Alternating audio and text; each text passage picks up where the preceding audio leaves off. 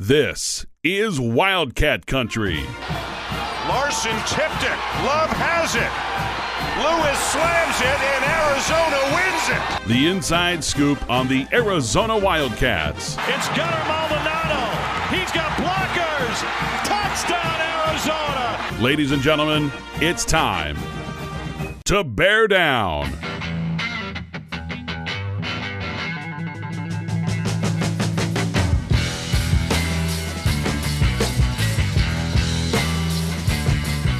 Welcome to another edition of Wildcat Country presented by Harrah's Auction Casino. Eric Cohen, Shane Dale, and a special guest this week, our buddy Blair Willis, joining us here on the show. We have a lot to talk about. I want to get right into it because Shane and I on Wednesday night, last Wednesday, we went to the Bear Down Takeover. And before we share some brief stories, Blair, you used to obviously work with a football team for many years. Do the coaches enjoy doing those type of events for the public? I mean, I think it depends on the coaches a little bit. I think you guys probably get a sense of this from some of the U of A head coaches, but the Olympic sport coaches love it. I mean, they love getting to meet the fans and connect with people in the community and get to kind of represent their programs. The football, men's basketball, women's basketball. I mean, those coaches have busy calendars like all coaching staffs do. And then it really comes down to their personality a little bit. And also sometimes, as you're trying to manage all these schedules, I mean, you've got maybe, 4, 5, 6 head coaches you're trying to get, the athletic director, development office people, your community relations people that help organize it. You got to make sure you got a venue that can host you on the day you want it. So there's a lot of moving parts, and sometimes it just depends as much on what day you catch a coach in terms of what their demeanor is like and how they're feeling that day. Because sometimes they're just getting in from somewhere. They might be even heading out of town after that event. It's the off season, so sometimes it's cutting into their time to just relax and be a dad or be a husband or do whatever they're doing away from from a game. So it really depends. I always enjoyed tagging along. I tagged along with Coach Rodriguez for a number of those, and by and large, I would say 4 out of 5 times Rich was very happy to do those events and really enjoyed it. And I thought he was pretty candid and colorful a lot of times in those remarks. And one of the things as I look back on his time here, I wish more people got to see him in some of those settings because he was really more personable than I think he came across on TV during 4 quarters of a football game or during a news conference and things like that. So I always enjoyed it. It's great for the fans. You guys, really cool that you guys got to go, and I'm looking forward to hearing about what you guys have to say. Yeah, I'll just follow up on that. I was at one of those with Rich Rodriguez, and Me too. I think it was his last one in 2017. Because I remember the Territorial Cup was there because after they won in 2016. But yeah, he was very engaging, and I think Eric and I were talking about it after the event this past week. Was there's really 2 sides. There's 2 sides to every coach to a certain degree, but especially with Rich Rodriguez. I mean, he was a very personable, outgoing guy, friendly. And we've had him on the podcast a couple of times too, and he's been great with his time. And when Arizona plays West Virginia again, it would be great to have him on just to chat about the game. But yeah, the event itself, it was the last one, I think, out of 22. So I think there's a little bit of fatigue there. It's like, I mean, they were still great. Everyone was great to talk to, but it was our first chance to talk with Becca Moros, the soccer coach, and like her a lot. We had a good chat about where she's from and the state of the program. But you could tell she was a little tired. She's probably like, I'm kind of ready to be done with this. Not that she didn't appreciate the support, but like you said, Blair, a lot of these coaches are probably thinking right now, I'd rather be out recruiting or doing or downtime or something more useful with my time, even if they're not antisocial. I don't think they were. Becca was great to talk to, but I just got that feeling. And then he had I got my helmet back here, and then my Alamo football signed by both Chuck Cecil and Brandon Sanders, who are part of the team when they won the Alamo Bowl, and of course legends in their own right at Arizona as players. And then Eric, I'll let you chime in, but I'll mention, I'm sure you'll follow up on this, but we had a very candid chat with Brent Brennan. Definitely all intended for off the record conversation, so we're not going to go into it too much, but he was very candid about where the team's at and the reason for some of the struggles last season. And I think that, I know Eric, you came off feeling a little bit better about the program after chatting with Coach Brennan. Also had a chance to meet Ronnie Palmer, who played for Arizona during the Mike Stoops era and is now an assistant defensive coach with the Wildcats. I enjoyed chatting with him about the 2008 Territorial Cup game, which is still my all-time favorite. And as I was chatting with him, Brent comes up to me and says, "Hey, you need to have this guy in your podcast soon." And referring to Ronnie, and it's like, heck yeah, let's do it. So Uh, fun event. Definitely good to mingle with players and coaches, get some autographs, and just more connected to the program. So I'm glad they did it, and I appreciate the coaches and some of the student athletes who were there as well for showing up, even though I'm sure that a lot of them have plenty of other things they could be doing. So I was really impressed, as you mentioned, Shane, with Brent Brennan. He showed me some fire, and a lot of people don't necessarily see that. I was one who didn't, but Brent was passionate. I mean, one of the things that he was passionate about was not being thrilled about the addition to the non-conference schedule with Kansas State. Obviously, again, saying that Kansas State's a really good football team, and why are we playing a team from out of conference on a Big 12 foe in a non-conference play. And I totally get what he meant there. Like it made sense. The Yeah. other stuff, some off the record stuff. Let's keep it between us. Weren't recording, and he was talking obviously like we weren't, and so I will definitely make No, sure but we I think respect the that. Kansas State thing. A lot of people we've discussed that. And I think that's kind of it's nonsensical to me. I think they should have probably taken it off years ago, and I don't know why Dave Hickey didn't do that. So that's once the Big 12 was announced and Arizona was moving there.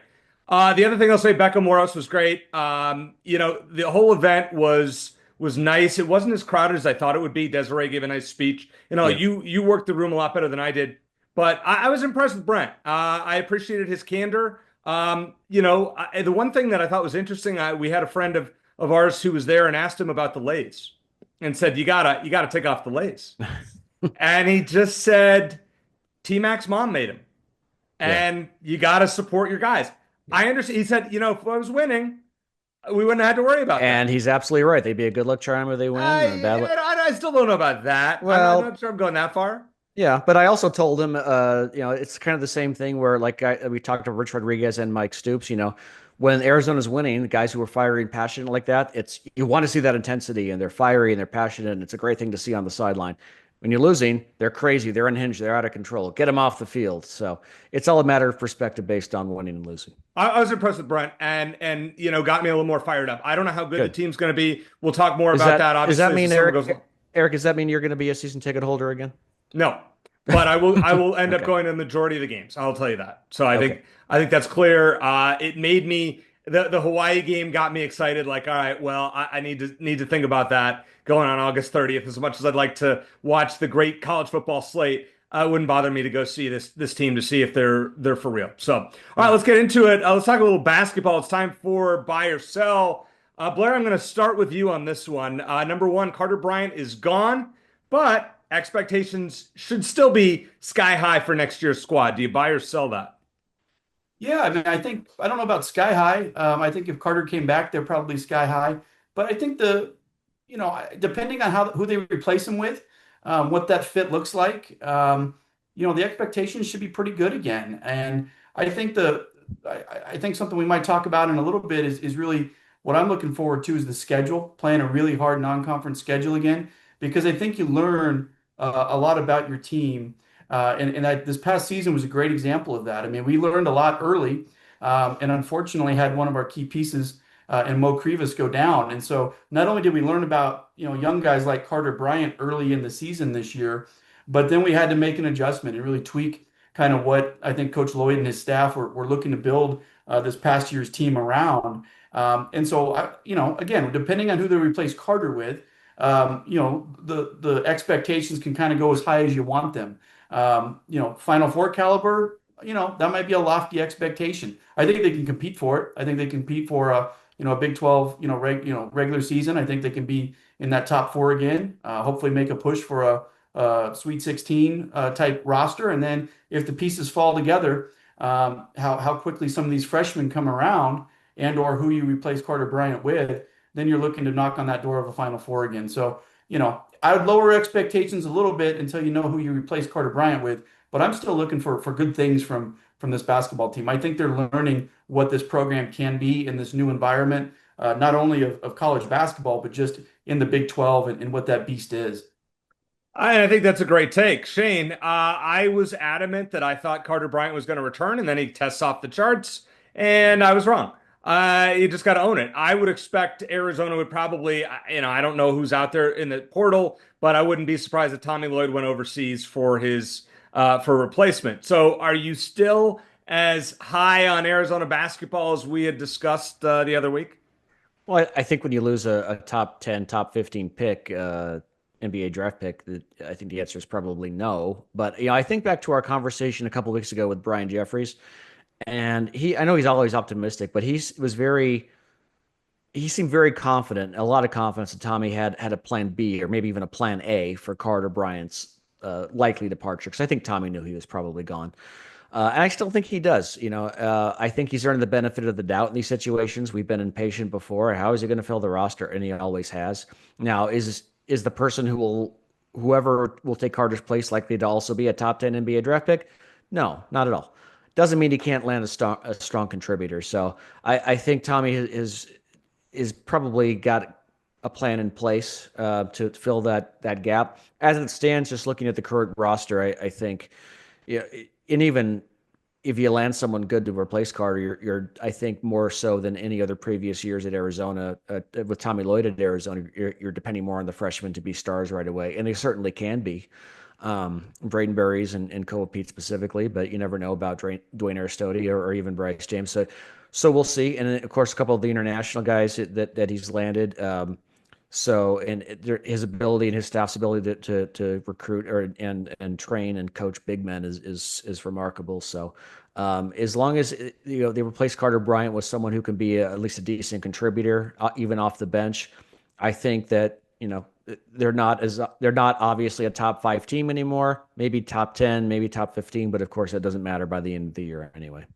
So I'm not as excited as I mean, obviously, I was talking Final Four, and I thought, if Carter Bryant comes back, that is that's a team that's going to be top 5 in the country. I still think this is a top 12 to 15 team, but we don't know what these two freshmen are going to look like. And as Blair mentioned, Mo Krivas, is he going to be as effective? Is he going to be better after a year off? Like, what do we expect from him? And Aristoti, like, is he healthy? I've heard some rumors that maybe he's not. So, and who do they bring in to replace Carter Bryant? If it's a Euro, who is it? So I'm kind of more of a wait and see. If they brought back Carter Bryant, I think it was national championship contender. I think for now, might need to cash out my bet because those Arizona odds going to go up a little bit. I'm just not as confident as of right now. But let's see what Tommy Lloyd does. I'm happy for Carter Bryant. I think the one thing that stands out, though, and Blair, I'll start with you on this one. When you see Carter Bryant test off the charts at the combine, and then you realize that Tommy Lloyd kept playing Trey Townsend over him over and over and over, does that frustrate you a bit when you see that? When you think about that? No, not really, because Carter. We talked about in my previous answer. I was talking about that early season non-conference schedule really challenging you and exposing you early in the season. And I go back to early in the season last year, and Carter Bryant, I was really excited about as a prospect, and there were some really promising things you saw. He didn't really back down from challenges. Even that Duke game, he wasn't backing down. He was a little bit overwhelmed, a little bit, just overmatched. He wasn't quite ready for some of those matchups at that time, but you could kind of see it in his eyes and his demeanor and his body language and the way he would come back the next game. He kind of has a pro mentality, and you could see that even when he struggled. But to answer your question, Eric, from what I see, I saw early last season with Carter, he wasn't ready to start. He wasn't ready to be that 30-minute a game guy. And he did start 2 or 3 or 4 games early in the season, and it didn't go well. I mean, those were some of his worst games of the season. And that was all around the time that Tommy was trying to figure out the lineup. And we just kind of got into a lineup there as you got into the middle of December once, Mo Krivas went down. And that's when you saw, Trey Townsend found himself back in the starting lineup. I think Tommy built, without any true inside knowledge, I think Tommy built last year's starting lineup around Mo Krivas at the 5 and a veteran in Trey Townsend at the 4 because of how completely different they were going to be. Mo was going to be a big 7'2" guy that would draw double teams. Trey could kind of stretch him away, whether stretch him to the far corner, short corner. There was going to be space between those players, and they could kind of play off each other a little bit, primarily with Mo being the guy, trying to double team. And it just didn't really work that way. And then as the season evolved, we got into that lineup, worked really well the first half of conference play, and what was it, a 9-1 start in Big 12 play, I think, was things were going really good. And then Trey, even though Trey wasn't the guy that was, scoring 10, 12 points every night and making all of his shots, he was a part of that lineup that was clicking. And then all of a sudden Trey got hurt with his concussion, missed a couple games, and Carter, who had been coming along playing pretty well, again, didn't respond very well in that starting lineup. So I think Tommy and the staff had a good pulse on where Carter was, and he still got over 20 minutes a game in Big 12 play. As the season went along, he went from being a guy that was more 10 to 20 to a guy that was 20 to 30, depending on the matchups, depending on foul trouble and things like that. So I thought they handled it pretty well. And even though we may have been a little bit disappointed in the overall production we got from Trey Townsend, I don't think we were disappointed really what we got from Carter Bryant at the end of the year. He played a role, and he played it very well for us. I respect that take. Yeah. Yeah. I completely, I don't have much to add. I agree. I think it's a bit simplistic to say that he played Trey over Carter. Obviously, Trey started, but Carter got a lot of playing time toward the end of games, especially as the season went on, made some big impact shots late in games against Iowa State, Duke, and some other teams. I think just because, especially on Tommy Lloyd's teams, just because a guy's coming off the bench doesn't mean he's not one of the 5 most valued members of the team. And I think it's often more indicative who Tommy trusts late in games versus the beginning of games. Like when we saw Kylan Boswell on the court instead of Kerr Kreese, so going back that far. I think that's kind of what you got to look out for, is who's on the court toward the end of games, and who does Tommy trust late. And he trusted Carter, a true freshman, late in games, and I think that speaks more than who started. I think it's a very weird proposition to not start your best 5. I understand the whole spark off the bench, but I want my best guys on the court. I'll just throw it out there. Tommy Lloyd obviously does not operate like that. That's why he plays his bench. I mean, KJ Lewis was that guy. Vasar was that guy. And obviously Carter Bryant coming off the bench. So it'll be interesting to see what he does with this year's team. But I will say this, if Burries and Koa Pete aren't starting, we got problems. I'll say that. You gotta start them. The top 11 freshmen in the country got started. We'll see. I'm throwing it out there. All right. I want to change my tune on this non-conference thing. Mike and on our YouTube page, Shane, made a good point. I was saying that Arizona's schedule, Blair, was too difficult for next season, the non-conference. And Mike made a point. He says it's about brand recognition. Arizona playing Florida, UCLA, UConn, Auburn, Alabama, and now San Diego State with that game announced in Phoenix. I think it's not – I don't think that type of schedule is necessary for competitiveness. And I was making an argument against it last week. And he said in our comments, he's like, how about brand recognition? And you know what? He's right. I can't argue with that one bit. Blair, your thoughts on Arizona's non-conference schedule? Did Tommy Lloyd get a little too aggressive with it? I don't think so. I mean, that's my personal opinion. I didn't think it was last year. I know we were all kind of, I think I might have been on with you guys in December talking about, what's this team going to be? Are they going to make the tournament, miss the tournament, all that because of the lumps we took early in the season? I personally love it. I think, in this age of basketball, with the transfer portal, you have more veteran experience now at the elite level of college basketball. I thought like I looked at Duke. We played Duke early in the season. They were straight up better than we were, obviously early, and they were still again late in the season. But they had the biggest difference I saw from Duke early and Duke late was one of their reserve guards, the 6'6" guard. His name's slipping my mind, from Tulane. He'd come over in the transfer portal. I didn't really remember that guy playing much in McHale. I think he did score about 6 points, but his physicality and his presence on both ends of the court, by the time we played them in the Sweet 16, I noticed him. And that was an impact veteran guy.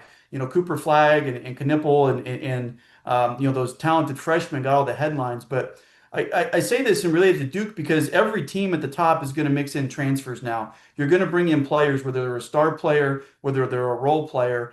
And I think the sooner you're playing the best, the sooner your team can kind of gel. I don't know if it does any good to race out to a 10-0 record in November, early December, not playing anybody. I think you got to test yourself. And I think from the brand recognition point, it's right up the formula of what Gonzaga did. What Mark Few did at Gonzaga, Tommy Lloyd was there the whole time. That's how Gonzaga put itself on the map. Initially, it was winning some tournament games, making some of these Cinderella runs, but then it was getting some of these getting into these multi-team events in Maui, getting some non-conference games. And I think if we go back even further to what Lute Olson did here at Arizona, Lute wasn't going to back down from anyone anytime. Arizona put its name name on the map because it was going to play North Carolinas, it was going to play the Kentuckys and Maui. I mean, it was going to play whoever it could early in the season, put your name on the map, and then you kind of see how the season shakes out and you make a run again in the NCAA tournament where all the eyeballs are right back on you again and all the national attention. So I think brand recognition is a great point. In this day and age of basketball, I like it because it makes your team have to come together early. Shane, your thoughts on that? I think that's a pretty good explanation by Blair. I've kind of changed my tune on it. I will not complain about Arizona's non-conference schedule anymore. Are you in agreement? Are we all in agreement here? We have that on the record. Yeah. Yeah, I think so. You and I've had this debate a bunch of times, and Blair just reiterated probably most of my points. I do think on the terms as far as brand recognition, I think that's very important because you remember we had a guest from the Iowa State podcast on before they played them in the rematch, and we did a little quiz, not to try to put him on the spot, but just get his opinion. When's the last time you thought Arizona made the Final Four? And he was thinking like 2013, 14, and he was shocked to learn it was 2001. And I think that goes a long way to Arizona's brand recognition. I think that their brand is definitely better than at least how they performed in the NCAA tournament. Overall, I mean, regular season champions, they're definitely that. They've won a lot of big games on national TV, and that's important. But I go back to the example of the men's basketball team versus the baseball team, which is considered better. Certainly men's basketball, even though the baseball team has won a lot more College World Series. They won 4 to Arizona. The men's basketball team's 1. And you could say part of that is because, I mean, obviously baseball is not as big, but baseball team's not as consistent year after year and being a very good program. But I also think that Arizona benefits from playing a lot of those big marquee games. There's a good chance that, especially earlier in the season and now later in the season, now that they're in the Big 12, there's a good chance that if there's a big weekend basketball game, Arizona's going to be one of the teams there. And Arizona wins a lot of those games. And you hear the fan support wherever you go. And so I think that the brand recognition, especially within today's NIL world, is very important. And, but I think, again, the biggest reason I'm happy about the non-conference schedule is like I said last week, iron sharpens iron. There's no reason not to play. There's no downside to playing these games. You're not going to get punished for them. You will be by the committee. If you lose them, you will be rewarded if you win them. If you beat a cupcake, it's not going to make it one bit of difference. And if you lose to them, it will. So I just think it's low risk, high reward, and I'm glad Arizona, through its brand recognition, is able to get games like this in non-conference. Not necessarily a buy or sell question, but I saw this stat, and I want to get your guys' take on it. Arizona had 37 transfers from the football team this offseason. Only 8 of them landed on a Power 4 roster. Blair, what does that tell you about the talent that Arizona has? And based on that, is it concerning for the future that, I mean, nobody wants our players basically? Well, I mean, I think that's part of what went wrong with Arizona football last year. I mean, there's some coaching things and some strategic things that obviously we can point to. But last year's team was just so top heavy in talent. You had the first round draft pick in T-Mac, and you had a couple offensive linemen, very highly thought of. We Noah Fafita at quarterback. You just kind of figured things were going to kind of roll through. Takario Davis, was even rumored as a potential first round draft pick in this past year's draft. We were so top heavy in talent, but when we started to get some injuries to different, positions on our team, notably offensive, defensive line, linebacker, we didn't have the depth. And so when one of the things you get to do in the transfer portal now very easily is kind of purge out that bottom end of your roster. And the key is then, can you replace it with better talent? And that's going to be the unknown that we don't have going into 2025 is, of all those players that we lost that you named, Eric, have we replaced them with better players? That's going to be the key for 2025. And so that's just the nature of it. Almost every roster in the country is doing that now. You're going to lose a lot of players. And it's not necessarily it's not necessarily a bad thing if your players go to better programs. You just need to get the players at the bottom of your roster out and replace them with better players than you had the year before. Brent Brennan and it was talking to Shane, you and me, about just a salary cap, that eventually we need a salary cap in college football because there's Arizona with whatever our paying whatever we're paying our team, and then Texas, who's got a $35 to $40 million roster. something has to change. With that said, when you only have 8 of 37 transfers ending up on other Power Four rosters, it raises an eyebrow. Am I wrong here? No, I think that's fascinating because we're all very excited about all the guys that Arizona was able to return last year, and maybe that's telling. I think there's two ways that the coach can win at this level of this day and age, and number one is to inherit a lot of great players, keep them, and win with those guys right away. And Arizona didn't do that last year, obviously. The next one is to just kind of shed the I don't know exactly how to put it nicely, but just shed the guys who don't belong for one reason or another, don't want to be here, and find your kinds of guys. And that's how Arizona's gonna have to do it under Brent Brennan. Rich Rodriguez always talked about the OKG, our kind of guys, and that was. I mean, I know he meant it well, but that was also a nice way to say, look, we're not going to get the 5 stars here at Arizona, so we're going to have to find the so-called diamonds in the rough and teach guys who are willing to play their butts off for us and work hard and move to, and try to move up to the next level. Like Scooby Wright is the classic example of that. Those are the kind of guys Brent's going to need to get, and he's a great relationships guy, and he's great at building those. Arizona will not be competitive with money. Hopefully, the NIL situation changes in some way, shape, or form soon because. Again, the spirit of NIL versus the rule of the letter of NIL, they're two completely different things. The spirit is guys should be able to get sponsorships, build their own brands. It's not just basically paying players like we're doing. And Arizona's not going to, especially in football, is not going to be able to compete in that kind of environment.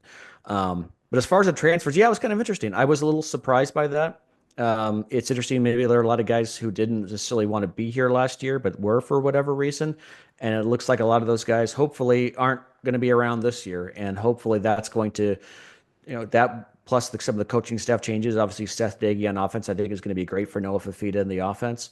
That's going to help, I think, turn the ship around. So we'll see. Is there's still questions about Brent Brennan? I think, without going into too much, I think he probably thinks those questions are still fair right now. But I still think he believes in himself and the program, and I think given time he'll do well. As well as Jed Fish, probably not. We'll have to wait and see.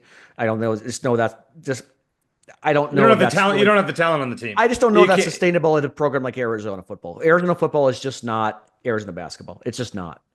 I think it's a program that can, like in the Dick Tomey era, can still be at least 500 every year. And occasionally, go above and beyond, win 8 or 9 games. But I think that's kind of Arizona's lot in life. And Brent Brennan, I think, could get Arizona back there. It's just going to take a while. And with NIL, of course, it's even that much more challenging. I asked him something that we've talked about often, and we've asked guests often on this show, Shane. I said, are expectations of a bowl game fair this year? And he said, absolutely. Yeah. And I thought that was encouraging to hear that. I was expecting, we're just going to try to win as many games. I was expecting coach speak, and he said, absolutely. And that was where I'm like, all right, he gets it. You got to make a bowl game. And during a candid, I'm sorry, I just want to say during a candid conversation, I thought that stood out even more. Yeah, I did. Yeah, I did too. I appreciated his honesty there. So, softball team right now, as we record this, is in the midst of its deciding game of the Tucson Regional. It's not off to a great start as we're recording this. Yeah, go ahead, Shane. They're down 4-2, top of the second. That's where we're at as we're recording. So you can probably guess about by the minute when we're recording this. But it's early. A lot of runs in the first inning. So we're going to hope that the softball team gets it done and plays Arkansas in Super Regionals. If so, we'll talk more about that going forward. And if not, I got to admit, it's kind of disappointing that if they don't get out of this region. And they've had a couple of rough first innings against Ole Miss, and you can't do that. I mean, simple as that. So you can't give up 4 in 2 games against a pretty good SEC team. Yeah, and Arizona had won, I think, I didn't realize this, but they'd won like 20-something straight regional, not just regional series, but regional games. Like they don't get to the point, because it's such an advantage to win the first 2 in regionals, because then you have to just win 1 more. If you lose one of the first 2, you're looking at having to win 4 games, and that's what Arizona's up to right now. And they run-rolled Ole Miss in the first one. Regardless of what happens in this next one, I think if you want to be critical of the baseball program, I've said this before too. I think where they're at right now is pretty much where they were at the end of the Mike Candrea era. They were a dominant program for about a decade and a half. 8 national championships in 16 years is just ridiculous. But since then, since the late 2000s, they've been top 20, but not top 10, not top 5. And they're still missing that great shutdown pitcher. Devin Netz and Miranda Stoddard are both great as far as like being dual threats, and they're both very good pitchers. They're not just not quite the level as say a Jenny Finch or Taryn Moat or some of the other great pitchers that Arizona's had, or Nancy Evans who's coaching for Ole Miss now, which go figure. Yeah, Alicia Hollowell's another one. Alicia Hollowell we've had on our show. Yeah. I mean, so and that's I don't want to say I don't want to. I mean, Devin and Miranda are fantastic. Devin is a Big 12 Player of the Year. I'll sing her praises. It's just there. I think that beyond in college sports, the quarterback is the number one position in any sport. Number two is a great starting pitcher in softball because they pitch so often, and you need to have someone who can shut down. The games that you win typically in the College World Series are like 2-1, 3-0 kinds of games as opposed to 10-8 kinds of games like Arizona played on Saturday. Blair, trivia question.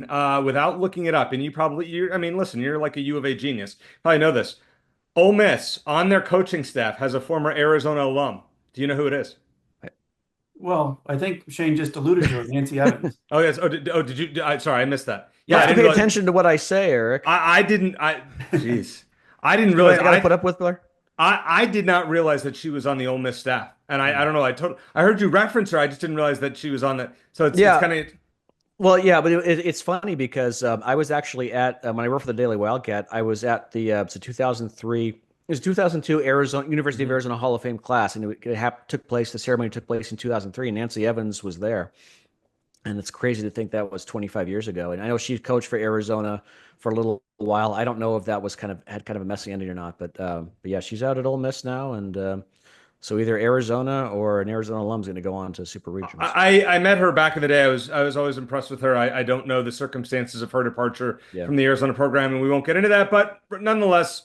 Let's hope Arizona takes care of business tonight, and we'll talk more about that later on.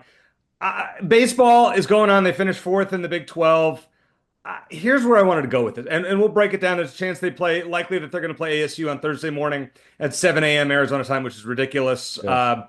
To anyone that follows along, congrats. I'm not sure I will be at 7 a.m. on Thursday. Blair, here's the problem that I have.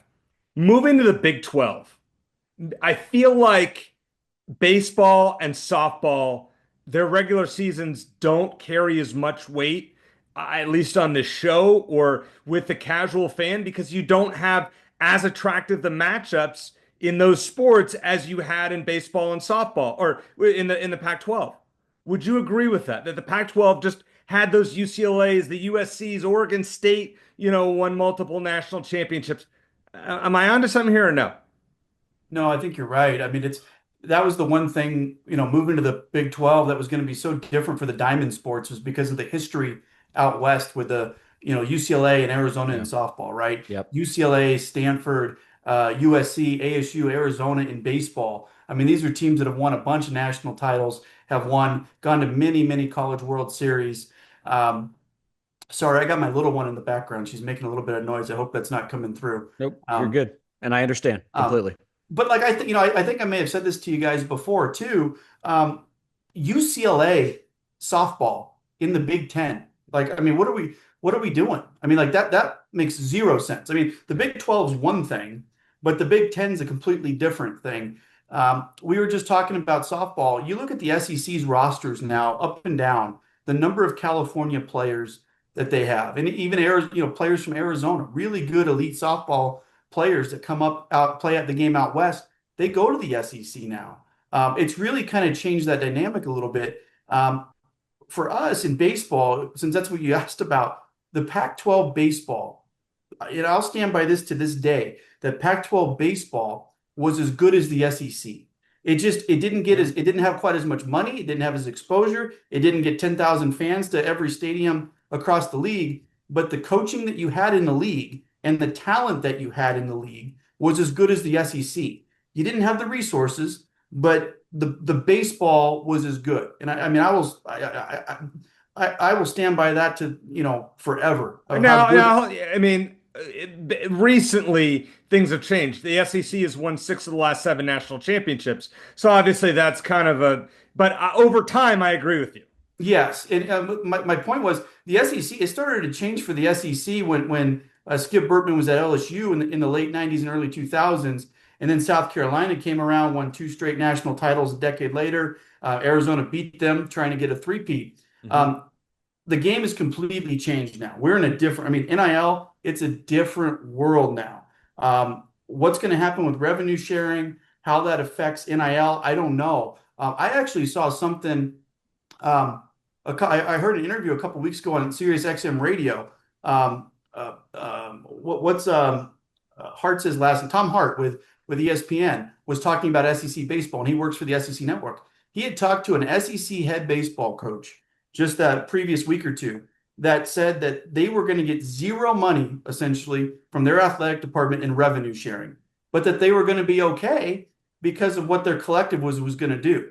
And so all their revenue share money is going to football. They're going to make up the difference in their NIL collective. He then said a different SEC school that's recently won a national title, the athletic director thought that they were going to remain competitive in the SEC, not because of what their collective was going to do, but because of the percent of revenue share they were going to give to baseball was going to be higher than their other teams in the SEC.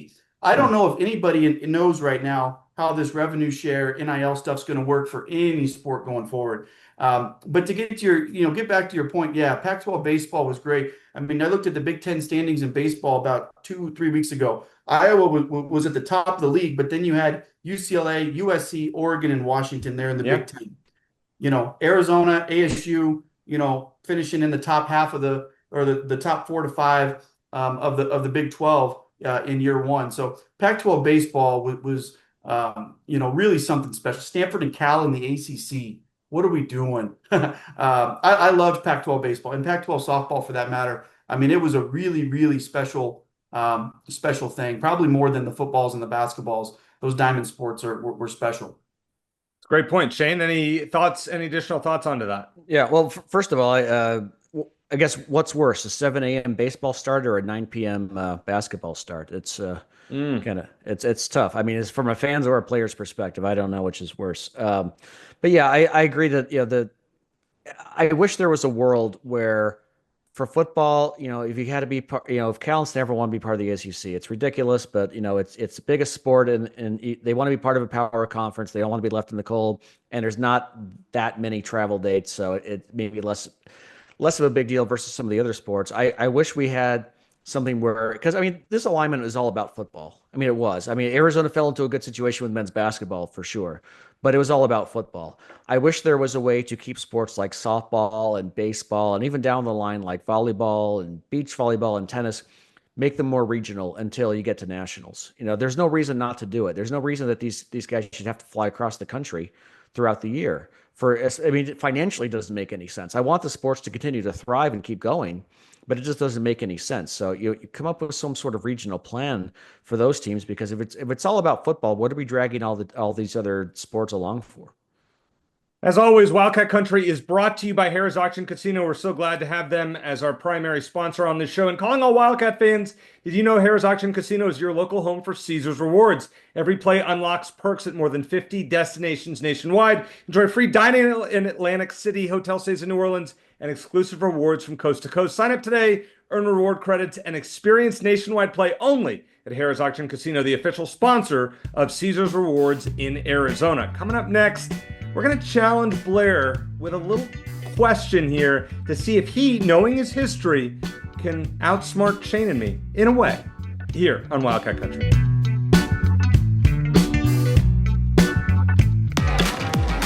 Discover more Play for All at Harrah's Auction Casino. Hi folks, here are your drinks. Where having fun means racking up reward credits with the Caesars Rewards loyalty program that can be redeemed for food, free play, hotel stays, and more. Not only here in the city of Maricopa, but also at more than 50 Caesars properties coast to coast. From Harrah's Las Vegas to Caesars Palace in Atlantic City. What are you waiting for? Play for All at Harrah's Auction Casino, the official sponsor of Play. All right, Shane, I teased it before the break. You came up with a good question here, related to softball, but related to all Arizona sports. I'm going to let you ask it, and we're going to debate it, and we're going to start with Blair's answer first. So go ahead, why don't you ask it? and I'll just say the way you framed the question at the end of the first segment, I mean, I don't really know there's a correct answer, and I'm not sure I know what the answer is, but here's what I was just thinking about randomly, and I won't mention when I started thinking about it. It was a very random time and place. But I was thinking, okay, so if we're going to be given that Mike Candrea is the best coach the most successful coach in Arizona sports history, which I think, if you want to argue that, fine, but 8 national championships, winning an Olympic gold medal as a coach, I think that speaks for itself. Who is the second best coach in Arizona athletics history? I have some guys in mind, but if you guys want to tackle it first, go ahead. I'm going to let Blair start here. I have my answer, but we'll see. Blair, why don't you give your answer? Yeah, I mean, it's a really, really good question. Like you said, Shane, I think it can go several different directions, and it might need to get a really thorough answer. You might need some criteria to compare and contrast a little bit. The two that come to my mind, I think, on the field results, tangible results, what Jerry Kendall did with baseball, winning 3 national titles. I mean, that's really impressive. So Jerry Kendall, Coach Kendall really, jumps out to me. But going kind of back to something we talked about earlier, what Lute Olson did, 1 national title, the 4 Final Fours, creating creating an NBA pipeline that still exists to this day. What he did for the university from a branding and a recognition thing, I think is priceless. You can't put a price tag on the success and the recognition and the attention that Coach Olson brought to Tucson, Arizona, and the University of Arizona at large. So in a way, it's kind of, I've seen some valuation in the billions of dollars of what like the value Nick Saban is to Alabama, the University of Alabama, and how he's raised not just, obviously their football program to being the best of all time and him being the best college football coach of all time, but like their university, their academics raised. I just think what Lute did, I mean, people recognize Arizona basketball when it's on TV. You recognize the Cactus logo to this day, even though the Cactus logo hasn't been an official logo of the university for almost 20 years now, I think. I forget when we took it off the court. I guess that was probably... There are rumors, Blair, that it may come back. Yes. And I'm very happy that marketing and brand management is relooking at some of that. You see it a lot more around a lot more these days, don't you? You see it on, like, the coaches are wearing it, and of course they put it on the helmets in football. So it seems like it's it's already back in a way, just not on the basketball court yet. Yeah, definitely. So I think to answer your question, in terms of the best head coach, again, I can point at Coach Kendall for what he won on the field with baseball. But man, for the university at large and going beyond just his Hall of Fame record as a basketball coach, I think what Lute did for the U of A, I mean, it's just irreplaceable what he means to this day to this athletic department. I think that's a great answer. I think in terms of 1-2 for success for their teams, Candrea and Jerry Kendall are 1-2. I think in terms of putting Arizona on the map, no offense to Mike Candrea and no offense to Jerry Kendall, those sports don't mean as much in the landscape as basketball and football. And football, obviously, Dick Tomey, I think, would be in the top 5. But I think Lute Olson, considering what he built over more than 2 decades and how Arizona is viewed, Shane, you brought it up earlier when we had the Iowa State guy on, and you asked him that question, and he thought, oh, you guys have been to a Final Four recently. That's just because of perception. And without Lute Olson, Arizona probably doesn't get that. And without Lute Olson, Arizona probably doesn't get Sean Miller continuing that and doesn't get Tommy Lloyd. So I would put my ranking would be Lute Olson number 1, Mike Candrea number 2. I would probably put Tomey 3 just because of, football is a bigger sport than Jerry Kendall 4 because it was longer ago. All right, what do you say? How do you rank them, Shane? Yeah, and to Blair's point, I intentionally kind of left it wide open because when you say best, what does that mean? Most success, most championships, or is it like most well-known, most revenue generated for U of A? You could go all different ways. I think I try to combine all of that.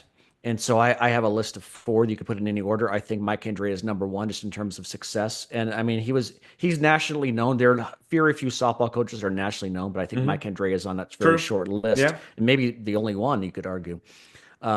After that, I think you go Jerry Kendall. And then you could put Lute Olson up there. I'd also want to mention, if you're going back to the beginning of the 20th century, you got to mention Pop McHale. What Pop McHale did, he coached He coached football, he coached basketball, he coached baseball, he coached track. He had a winning record in every sport. I'm looking it up right now, so I'm cheating, but 80, 32, and 6 in football, 49 and 12 in basketball, 304, 118 and 7 in baseball. So now, obviously, that was the first half of the 20th century, and times had changed. But the mark he left on the university and the tone, you talk about setting a tone. You could say he kind of set the tone for Arizona athletics going into the second half of the 20th century. He was the athletic director for over 40 years at Arizona. So in terms of an impact, you could argue maybe he made the biggest impact in terms of legacy. So different criteria, like you said. I think it's a fun discussion. Reason I wanted to mention is because I wanted to see what people think. So if you're listening, if you're listening on X or on YouTube, whatever, leave a comment and tell me what you think. And if we're missing any, there's probably one or two we're missing. Like, oh, we should have mentioned them. Definitely let us know that as well, because I think there's a lot of different ways you could go with it. But I think I would go in terms of success. I'd go Candrea, Kendall, Lute, and then you have to mention Pop McHale in there somewhere. You're not throwing Dick Tomey in there, Shane. And Tomey had a great run. I mean, got Arizona a nationally recognized football team in the 90s. Yeah, no, he absolutely should be mentioned. It's just I guess if you want to consider number one the stature of the sport, because football is still number one nationally, and number two, how difficult it is to win at Arizona for football. Sure, he absolutely should be up there. Maybe he's number 5. But, the lack of national championships, of course, the knock on Arizona that we hear from our friends up north all the time, there's no Rose Bowl. I think you have to take those things in consideration. Dick Tomey was a wonderful man, a great coach, the all-time winningest coach at Arizona, and he took over at a time where his predecessor kind of left over in the middle of the night after having a great season, and he kept the program going strong, and it took a little bit of a rebuild, but they had a lot of great years, Desert Swarm and the 98 season. So, I think he should be up there. I don't know if he would crack that top 4 that I mentioned. Okay. Shane, I wanted to just say one more point, because you touched on Coach Tomey's predecessor, Larry Smith leaving. That's the one thing about kind of, our top candidates, Mike Candrea, Lute Olson, Jerry Kendall. These are coaches that came to Arizona and had success, obviously, and stayed here. Lute had an opportunity to leave, probably had a couple opportunities to leave, and stayed here, finished his career here. One that stands out that we haven't talked about, but being at the top of his sport was Frank Bush, with swimming and diving. Yeah. But Frank left. I mean, Frank left to be with USA Swimming and never really got to finish his legacy here. He could have won a couple more national titles with where he had the program back in the mid 2000s. He was a really good coach as well. Yeah, and I'll mention one person, and that's Andy Lopez. Winning a national championship at Arizona again. Was Arizona a consistent national championship contender? No, but he was a great coach, great man. Stayed at Arizona until he retired, and he got his well-deserved national title. So I think he should be mentioned up there as well. Among the revenue sports, let me just refer to him that way. Yeah. Would you put all-time Adia Barnes as a top 10 Arizona coach?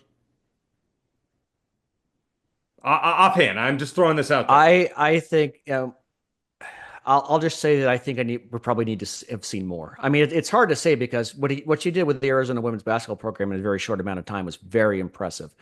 But I think the way things ended, I think maybe that's a better question in a couple of years. Once we kind of get the bad taste out of our mouth as far as how it ended, she definitely deserves credit for what she did. No question. But in terms of sustainable success, I think the sample size was a little too small for her to be mentioned in the same tier as some of the other coaches. Blair, what do you say? Well, I mean, are we considering revenue sports to be men's and women's basketball and football? And I would throw baseball, and let's throw softball in there for fun. Well, I mean, softball, is Mike Candrea. That's okay, right? Caitlin, I love Caitlin Lowe. She, as a player, she's phenomenal. Her coaching career is not quite there. She hasn't. I don't know that the work. I think her getting to a College World Series a few years ago is a lot easier than what Adia did, getting Arizona to the national title game in women's basketball. That turnaround that Adia had was truly incredible. I know we don't feel good about it now, the way the last couple of years went, but really that turnaround was incredible. Lute Olson, you got Lute and Sean Miller. You got Frank, Fred Snowden. You've got to certainly look at in basketball. And so you're looking at maybe three names there. Football, Dick Tomey, Larry Smith. Do we throw Jed Fish in there? I mean, like that's kind of where this goes. If you're No, but so let me give you one. Let me give you guys this one. Jay Johnson or Adia Barnes, who would you rank higher on your Arizona all-time list? Because both got their team to the championship, and lost. Who would you rank higher? They were there about the same amount of years. That's a tough one. It's a tough one. I'll answer that definitively with like I think what Adia did again is harder. It's more admirable. I mean, the turnaround that they had and getting to that level was amazing. But I'll just flat out say Jay Johnson's a better coach in his sport than Adia is in her sport. Hard to argue after what LSU has done. But yeah, one more name I'll throw out for women's basketball is Joan Bonvicini. Yeah. I covered the team when she was there. They were the co-Pac-10 champions that year. They weren't consistently great, but again, with Arizona women's basketball not being very well known nationally, that she had some success. She recruited and coached a lot of very good players, including Adia Barnes, Chantanise Polk, who passed away way too young, and some very other good players. So I definitely list her up there as far as. She's not in the top 10 all time. You can't, because fine. She's a good coach. Yeah, if we're talking about those 5 sports, I wanted to throw that's her fair. in. No, that's fair. I think Blair's right. I mean, Jay Johnson is a phenomenal coach, but I think what Adia did with a program that's not very good. At least Arizona baseball had a history of success, whereas Arizona women's basketball had none. I mean, with the exception of a few years with Joan Bonvicini, not a heck of a lot, right? Yeah. I mean, the Nia Butts era was a disaster. It was not good. It was a total disaster. So she brought it back on the map, and Becky Burke, looking forward to seeing what she does. I'm really impressed. I think, you and I saw the other day, getting someone like Michelle Marciniak as the GM, one of the best players in college basketball in her era. Yeah. Playing in the WNBA, after, being groomed under, Pat Summitt at Tennessee. I tell you, that's a big get. And I think very underrated that we haven't really discussed that this team is going to be built the right way. So I'm really looking forward to seeing them. Hey, Blair, as always, thank you so much for hanging out with us and doing the whole show with us. We don't ask a lot of people to do that, but we're always glad when you come and hang out with us. So any final words, any parting words from you? No, thanks for having me, guys. It's always great to join you. It was good to hear from you a little bit about, the event up there in Phoenix a couple weeks ago that you guys got to attend. And I hope to touch base with you guys in the fall when I get to see the Arizona football team. So maybe softball can make a comeback. Baseball can make a run in Omaha, and then we'll get real excited for football season again. Hey, you gonna let me do my standouts or no? Yeah, we've gone the whole show, and you haven't done anything. It's the second straight week you've been trying to phase and out I have my it on the standouts. rundown too. You have it on the rundown. This is what happened when I'm looking at Arizona down 6-2, Shane. Yeah. Well, and I wouldn't make a big deal of it, except I want to mention our guy Barrett Baker. He's my top number one standout. We mentioned it on social media, but one of our most outstanding regular guests, great insight, Barrett Baker, who I think we would agree if he wasn't wasting his time saving lives and putting out fires in Tucson, he'd be a great college football analyst on TV. But he was just promoted to assistant chief of the Tucson Fire Department. And he's worked his way up over the years, was outstanding captain for the U of A football team, part of the 1998 12-win Holiday Bowl team. Very well-deserved honor. So I wanted to just mention on the podcast as well. Big congratulations to Barrett on that achievement. I'll mention a couple others here real quick. I want to mention Reynaldo Rodriguez, who he won the Big 12 Outdoor Track and Field Long Jump Championship. He had a leap of 7.64 meters to win the title. He was a second-team All-American nationally as well. So congrats to Reynaldo on making the Wildcats proud. And then I finally want to mention for baseball, pitcher Smith Bailey, who's probably been called Bailey Smith all his life, something that I can relate to as someone with 2 first names.